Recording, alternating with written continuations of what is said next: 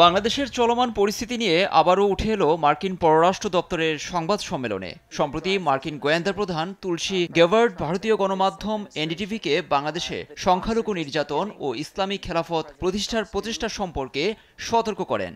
এসব ঘটনায় ইউনূস সরকারের বিরুদ্ধে যুক্তরাষ্ট্র কোনো পদক্ষেপ নিচ্ছে কিনা এমন উদ্দেশ্যমূলক উস্কানি প্রশ্ন রাখেন এক সাংবাদিক। জবাবে মুখপাত্র টমি ব্রুস বলেন, চলমান পরিস্থিতিতে অন্তর্বর্তী সরকার যে পদক্ষেপ নিয়েছে তাতে সন্তুষ্ট ওয়াশিংটন।